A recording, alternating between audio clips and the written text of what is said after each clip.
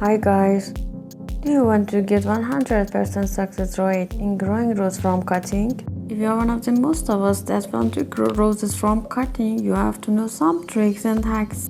So let's go. Welcome to Green Plant Guide. Rooting roses stem or branch cutting needs some care. Use this tip and trick to get best result. What is a standard rose cutting? Choose the best cutting. Disease-free branch. Make sure you choose a healthy branch free of Any disease or sign of pests. If you choose a diseased branch, the rooting will fail. length of cutting is very important and should neither be too long nor too short. An ideal length for best result would be 6 to 8 inches. Don't make your cuttings too large. They will not root well.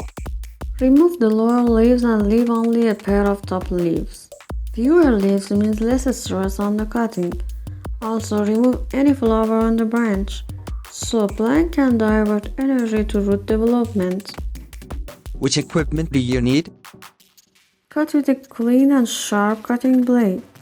You have to disinfect blade with hydrogen peroxide swab before use for cutting. Make a sharp cut about half to 1 inch below a node with a 45-degree cutting angle.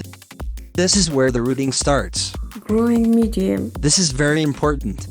If you are rooting water, The container water should be changed to prevent infection. if you are using potting soil, Use a looser, well-draining soil for faster root development.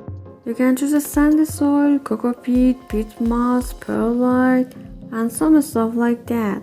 You can make your own mix using all this stuff. How deep should I insert the cutting? 1 to 1.5 inches is great. Rooting hacks. You can use rooting hormone like indole butyric acid or naphthalene acetic acid for faster rooting. But if you don't have it, you can use a lot of natural rooting agent. One such stuff is aloe vera. Aloe vera has rooting properties. You just cut a fleshy piece of aloe vera leaf, then insert the lower end of the cutting into this piece, and then insert into soil. The success rate using this method is great. Growing condition. Where to keep this cutting? A warm and humid environment is very important for rooting. Don't keep the cutting in direct sunlight to avoid moisture loss before rooting. Keep them in indirect bright light. To maintain humidity and prevent moisture evaporation, you can cover with a polythene bag and make some small hole for air circulation.